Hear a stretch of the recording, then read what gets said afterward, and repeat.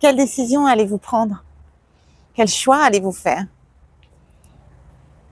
Nous faisons tous des choix. À tout instant est choix. Des petits, des grands, des significatifs, des moins impactants pour notre chemin de vie. Et puis, il y a des grandes décisions. Celles qui vont modifier notre chemin, qui vont nous amener à vivre quelque chose de totalement ou presque différent de ce que nous connaissons et qui se pèsent, qui se mûrissent. Quelle est alors la bonne décision pour soi? Je viens vous partager dans cette vidéo quelques éléments qui, j'espère, vont vous aider à décider de ce qui est juste pour vous. On parle de bonnes décisions, j'aime plutôt parler de juste décision, de ce qui est juste pour soi et par extension, ce qui est aligné avec soi. Bonjour à tous et bienvenue sur To Be Your Joy. J'ai la joie de vous retrouver aujourd'hui sur cette chaîne. Je suis Aurélie Enda, thérapeute énergéticienne et j'accompagne ceux et celles qui veulent aller vers leur joie véritable. Et aller vers sa joie véritable, eh bien, cela veut dire faire des choix justes pour soi. Cela fait partie du chemin, puisque l'on crée sa réalité et que l'on va choisir la direction que l'on veut expérimenter. Je viens vous parler de ce sujet aujourd'hui car j'ai beaucoup de clients actuellement qui ont des décisions importantes à prendre, des choix majeurs à faire, de rester ou pas dans une situation, de quitter ou pas une situation, un partenaire, une partenaire de vie, de vendre une maison, de quitter un lieu de vie, de s'expatrier ou de rentrer d'une expatriation, de changer de métier, de changer d'orientation et de faire complètement autre chose, quel que soit l'âge, et parfois à des âges où on a le sentiment qu'il pourrait être trop tard. Il n'est jamais trop tard. De poursuivre une grossesse ou de l'interrompre et de s'engager avec une personne ou de se désengager. Tout un tas de décisions qui ont des impacts importants sur notre chemin. Aujourd'hui, je viens vous aider à vous donner quelques clés, je l'espère, qui vont vous éclairer, en tout cas avec l'intention de vous éclairer pour vous aider à faire des choix qui sont importants. Et la première chose que j'aimerais vous partager ici, c'est que, selon moi, un choix qui est juste est un choix qui va répondre à vos besoins. Remarquez que dans cette première proposition, je vous parle de mes besoins. Donc, on part du soi et qu'il est question de besoins. Donc, il y a une invitation à tourner le projecteur vers soi et à s'orienter vers soi. Vous voyez que la pluie est en train de tomber. Je ne sais pas si j'ai fait tout à fait le bon choix pour la fenêtre de tir pour venir filmer cette vidéo. Je vais me mettre à l'abri bientôt. Trêve de plaisanterie. Faire les bons choix à partir de soi. Faire un choix pour soi et par amour pour soi. C'est un premier élément. Et la deuxième chose, donc, c'est de se référer à ses besoins. Est-ce que ce choix va répondre à mes besoins? Et par conséquent, eh bien, il est question de connaître ses besoins, de savoir quels sont ses besoins dans chaque situation. Les identifier, c'est déjà une première chose, les besoins de manière générale. Et dans un second temps, d'identifier vos non négociables. C'est-à-dire qu'on va avoir toute une palette de besoins qui, idéalement, sont couverts. Et puis, il y a les non négociables. Ce que moi, je considère comme étant un top 3, j'allais dire un top 3, un top 3 en haut de la liste et qui sont des non négociables. C'est déjà une première façon d'épurer et de faire un tri avec un entonnoir. Si ces 3 non négociables ne sont pas présents, vous avez déjà un bon indicateur que vous allez avoir une partie de vos besoins ou qu'il va vous manquer des choses et que cela va vous coûter à un moment donné ou pas, que ce soit dans l'immédiat ou dans un moment proche ou un peu plus lointain. Il va donc être question d'identifier ses besoins et de connaître ses besoins sur ce chemin de développement de soi et de connaissance de soi, de savoir quels sont mes besoins dans chaque situation. Les besoins vont varier selon les environnements et les situations dont il est question. On peut avoir des besoins différents selon que l'on parle de relations amoureuses et de relations personnelles ou de relations et d'interactions par rapport à un environnement de travail, par exemple. Est-ce que dans cette relation personnelle avec un autre individu avec qui j'ai choisi de partager mon cœur et un bout de chemin de vie, est-ce que je me sens respectée? Est-ce que je me sens en sécurité? Est-ce que je me sens à la fois en sécurité émotionnelle et en sécurité matérielle. Ce n'est pas la même chose. Vous pouvez avoir une forme de sécurité matérielle et une grande insécurité émotionnelle dans cette relation. Est-ce que les deux sont suffisamment nourris? Est-ce que je me sens entendue? Je me sens compris? Est-ce que je me sens valorisée, validée dans ce que j'apporte dans la relation? Est-ce que mon besoin de réconfort et de soutien est suffisamment nourri? Est-ce que je me sens en protection dans cet espace, dans ce lien? Et puis, je voudrais faire une distinction par rapport à des besoins qui souvent sont mal compris ou mal identifiés. Et je viens mettre en parallèle les besoins d'expression sexuelle, les besoins de stimulation sensorielle et les besoins de chaleur humaine. Entendez déjà que quand vous mettez ces trois besoins en parallèle, ils ne correspondent pas tout à fait à la même chose. Et parfois, on va avoir besoin de chaleur humaine et on va aller chercher une stimulation sexuelle. Et parfois, on va avoir besoin de stimulation sensorielle, donc liée au sens, au toucher, à la peau, à l'odorat, à l'ouïe, etc., à la vue. Et on va les confondre et aller chercher une stimulation sexuelle ou une chaleur humaine pour répondre à ce besoin. Donc, de clairement identifier ces besoins, déjà quand je parle de la relation, est extrêmement important parce que cela va vous permettre, d'y répondre de manière juste pour vous. Si on parle d'environnement professionnel, est-ce que dans cette entreprise, je me sens valorisée? Est-ce que je me sens stimulée intellectuellement? Est-ce que je me sens challengée, mais dans une certaine mesure qui est raisonnable et qui ne m'amène pas à vivre des situations de pression infernale? Est-ce que je me sens évoluée parce que ça correspond à un besoin? Tout le monde n'a pas besoin d'évolution. Il y a des gens qui sont très bien à un endroit dans leur exercice professionnel et qui aiment y rester, mais voilà, on n'est pas tous au même endroit par rapport à ça et je le respecte. Donc, quel est mon besoin d'évolution et est-ce que cette entreprise, cet environnement professionnel répond à ce besoin d'évolution? Est-ce que, si on parle d'évolution salariale également, est-ce que cette entreprise peut répondre à ses aspirations, court, moyen, long terme? Essayez d'évaluer. Est-ce que dans cette expérience professionnelle, ce contexte me permet de répondre au sens que je veux donner à ma vie et à la contribution que je veux apporter au travers de cette activité? Est-ce que ça a un réel sens pour moi d'exercer ce métier?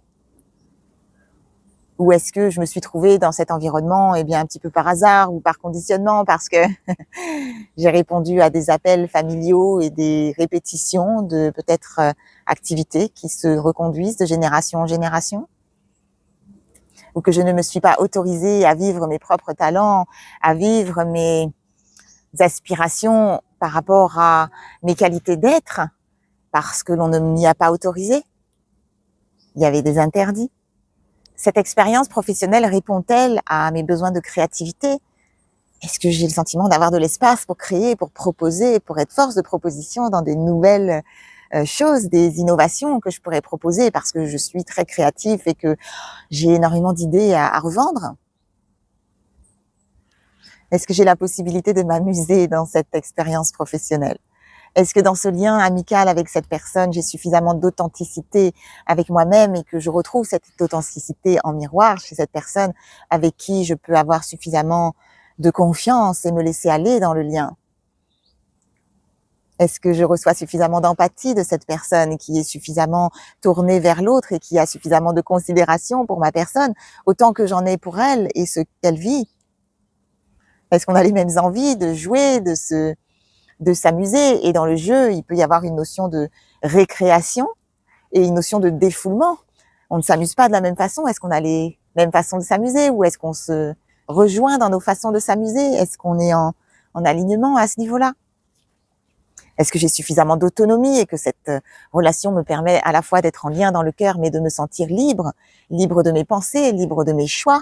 Ou est-ce que je suis entourée de personnes qui ont besoin d'avoir du contrôle et d'influencer et de me voir faire ce qu'elles croient être le mieux pour elles et non pas pour moi?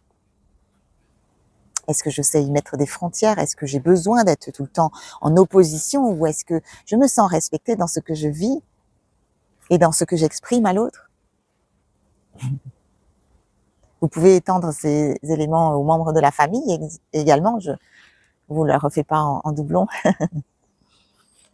Autrement dit, vous l'avez compris, pour résumer, la question qui me paraît intéressante à se poser, c'est est-ce que, cette décision, ce choix répond à mes besoins? Soyez au clair avec vos besoins. Allez regarder, chercher ce qui vous paraît résonner le plus dans les mots que je vous ai proposés et de le mettre en parallèle de ce que vous vivez et des décisions que vous avez à prendre actuellement. Pour ce deuxième point que je voudrais vous proposer, je dirais que la juste décision, selon moi, est la décision qui ne va pas vous faire ressentir du ressentiment ou des regrets. Posez la question à voix haute. Votre inconscient va vous répondre. Votre âme va pouvoir s'exprimer. Utilisez votre gorge. Est-ce que si je fais ce choix, je vais avoir des regrets? Ou que je pourrais avoir des regrets? Est-ce que si je fais ce choix, je pourrais avoir du ressentiment envers cette personne et lui en vouloir parce que je n'ai pas véritablement fait ce choix pour moi, par amour de moi, mais pour répondre à ses besoins. Et que ce qui va suivre la décision, c'est d'avoir du ressentiment et de déposer ce ressentiment chez cette personne. Cette personne que je vais rendre responsable de mon non-bonheur ou de mon malheur et qui va m'amener à me positionner en victime inévitablement.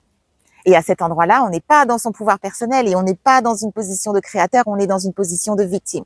Et je vous invite à prendre vos casquettes de créateur et de faire vos choix pour déterminer ce que vous voulez vraiment créer pour vous et la suite de vos chemins. Ce qu'on veut, c'est ressentir de l'amour à la suite de ces décisions qui ont été prises. Ah, je me suis honorée, je sens que j'ai fait quelque chose de bien pour moi. Je me suis priorisée. J'ai pris en considération ce qui était important pour moi et j'ai fait ce choix par amour pour moi. Ce choix fait par amour et qui va inévitablement m'apporter de la joie. Si ce choix ne m'apporte pas de joie,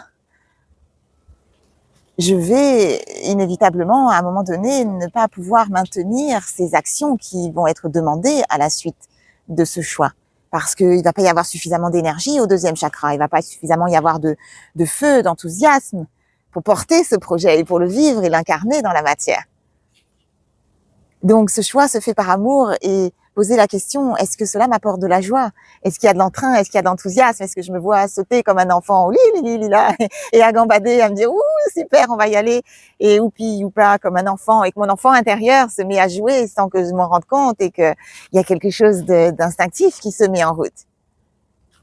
Si vous avez ça, vous avez du pouvoir derrière, there's some power, il y a du fuel qui va vous porter et qui va vous nourrir.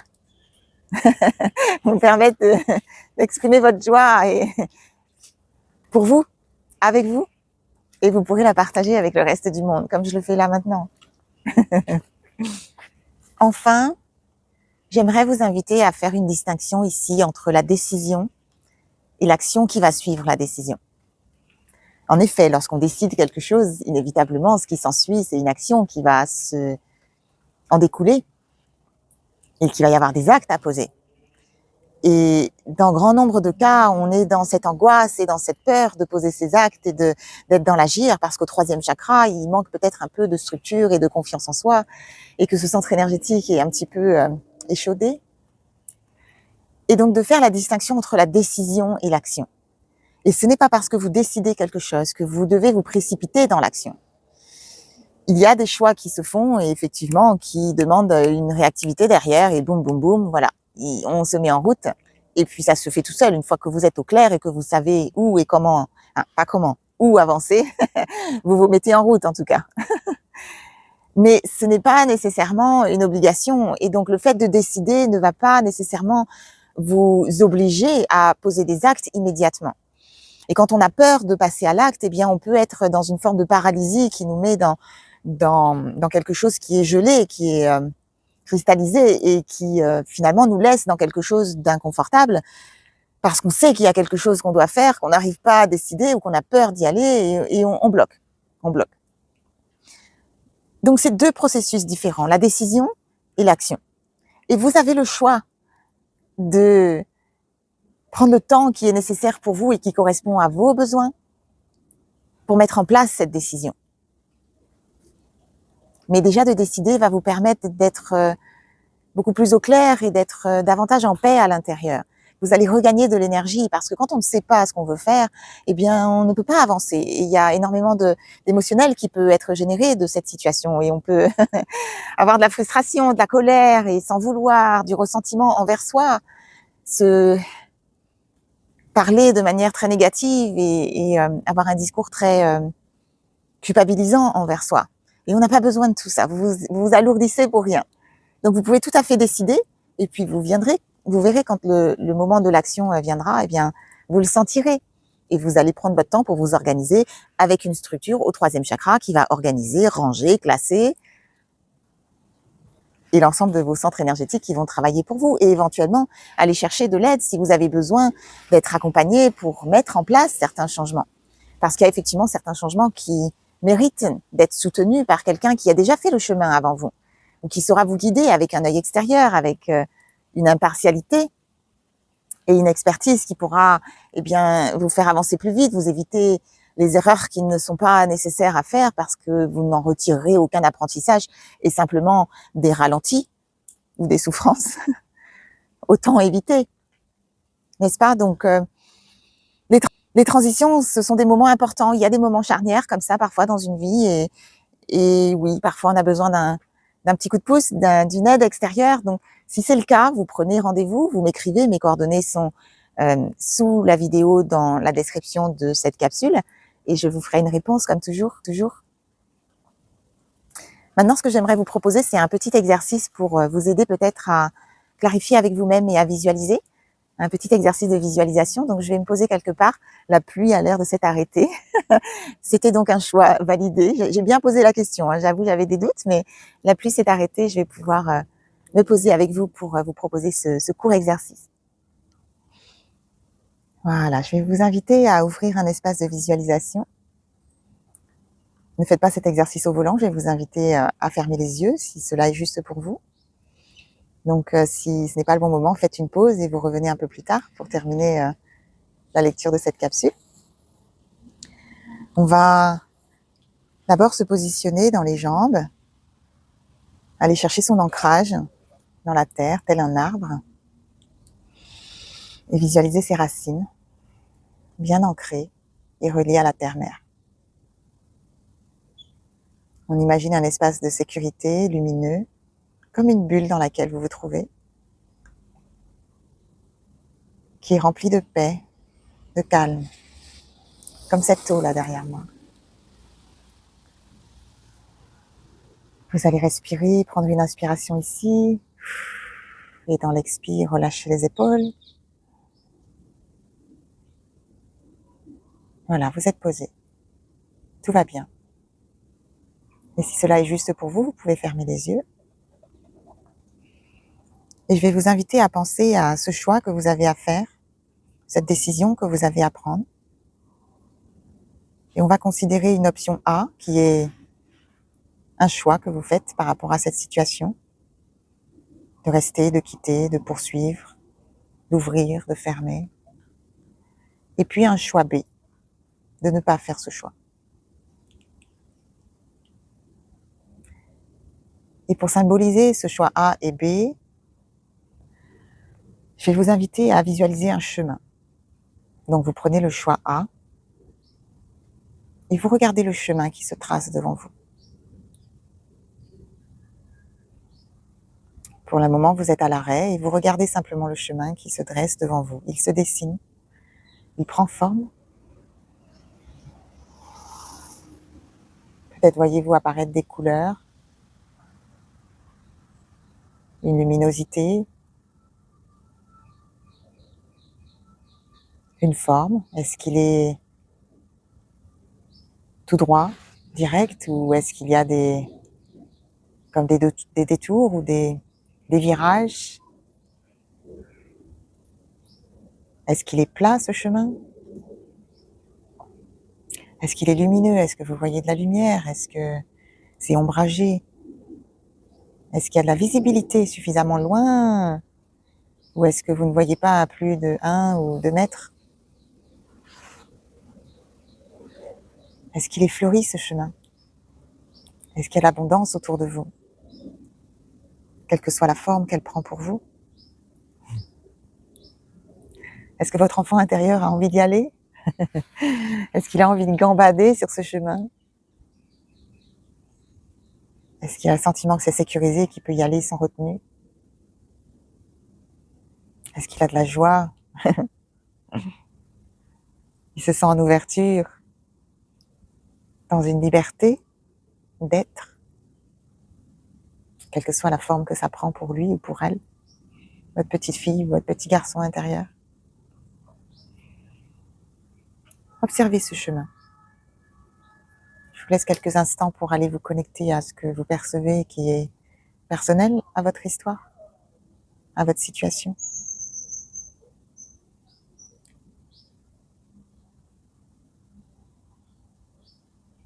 Vous avez envie de le marcher, ce chemin? Même s'il y a des peurs, est-ce qu'il y a quand même une envie?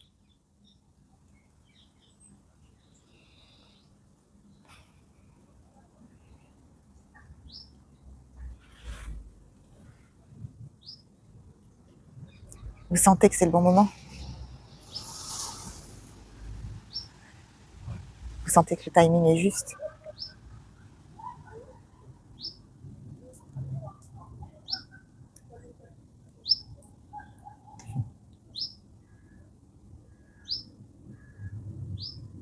Et vous auriez comme envie de semer des petites graines sur le bord de ce chemin, aux abords, pour contribuer à quelque chose que vous semez comme un héritage que vous laissez, peut-être à d'autres derrière vous, à ce monde tout simplement. C'est peut-être des personnes que vous ne connaissez pas.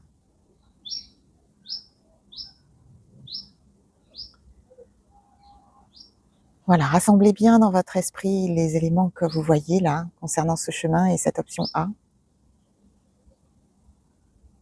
Et puis on va fermer la porte et comme mettre de côté ce chemin et se retourner dans une autre direction, dans un autre angle et envisager le chemin B. L'option B. Donc de ne pas prendre cette décision ou de prendre une décision opposée. À quoi il ressemble ce chemin?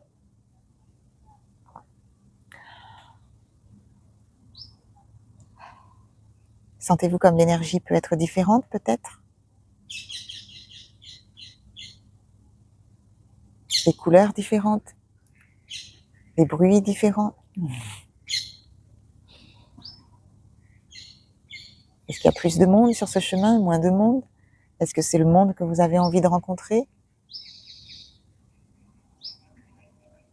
Et de la même manière, observez, est-ce qu'il est direct? Est-ce il paraît facile? Il y a de la visibilité, c'est ouvert?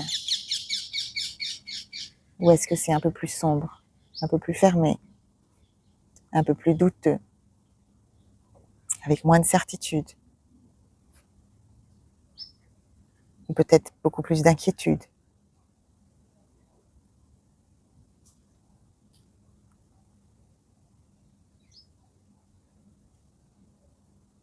Que vous vous sentez un peu moins en expansion, un peu moins en liberté d'être et peut-être plus en restriction? Ou l'inverse, hein, tout dépend de votre option A. Voilà, observez comment vous vous sentez. Posez-vous la question, est-ce que votre enfant intérieur,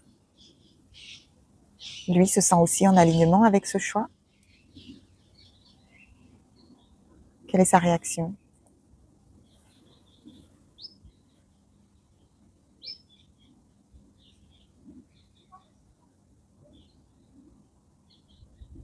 Et rassemblez bien ces éléments dans votre esprit. Ces informations vont vous aider à y voir plus clair pour faire votre choix. Si par hasard, à tout hasard, on n'a pas tous les mêmes facilités de se connecter, se poser ou de visualiser, si toutefois cet exercice était un peu difficile pour vous, accordez-vous une deuxième chance, peut-être dans un moment un peu plus calme, avant d'aller vous coucher. quand vous avez fini votre course de la journée, vous vous reposez ces questions et écoutez. Dans le silence, et laissez venir et laissez descendre les informations que votre être est prêt à partager avec vous.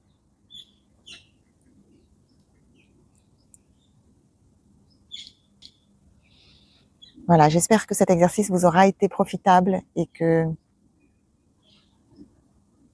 vous êtes un peu plus au clair par rapport à cette décision que vous avez à prendre en ce moment. J'invite toujours à écouter le corps physique parce que le corps va pouvoir vous donner un peu plus d'informations, en tout cas des informations plus fiables que votre mental. Le mental est dans ses limitations. Le mental peut être lié à vos peurs et aux croyances limitantes suite à des expériences peut-être de déception dans le passé. Écoutez le corps. Il a son mot à dire lui aussi. De nouveau, j'espère que cet exercice vous aura été bénéfique et que vous allez en retirer des informations qui au moins vous aideront à aller à l'étape suivante. Et je terminerai sur cette note en vous rappelant qu'il n'y a pas de mauvais choix. Il y a toujours un meilleur choix, mais il n'y a pas de mauvais choix. Et quel que soit le choix et la décision que vous prenez, eh bien, elle vient vous apprendre des choses sur votre chemin. Donc soyez doux avec vous-même, soyez tolérants. Laissez-vous le temps nécessaire parfois de recevoir les leçons de la vie et ne vous blâmez pas pour quelque chose qui n'a pas lieu d'être. Aucun intérêt. C'est involutif. Et je vous souhaite plutôt d'aller vers une évolution et de grandir, accompagné dans la lumière. Pour ma part, je suis contente d'avoir fait le choix de vous tourner cette vidéo maintenant. Voyez, un choix qui peut paraître ne pas être le bon choix au démarrage parce que j'ai démarré cette vidéo avec un peu de pluie. C'est avéré être un bon choix. Je sentais que c'était juste de venir tourner cette vidéo à ce moment-là et je suis heureuse de vous avoir offert ce joli cadre calme et ces oiseaux qui j'espère vous auront apporté un peu d'apaisement pendant le tournage de cette vidéo. Donc ce n'est pas parce que vous avez peut-être l'impression que le choix au démarrage n'est pas le juste choix, qu'il n'est pas le choix qui est le meilleur pour vous. Tout peut arriver. Faites confiance à vos intuitions. Voilà, on va fermer cet espace. Merci à votre être, merci à vos guides de vous avoir accompagné et fourni un certain nombre d'informations. Je vous remercie de votre écoute. C'était Aurélie Enda sur To Be Your Joy. Et en attendant la prochaine vidéo, eh bien, prenez soin de vous, de vos besoins. Et je vous souhaite de faire les justes choix.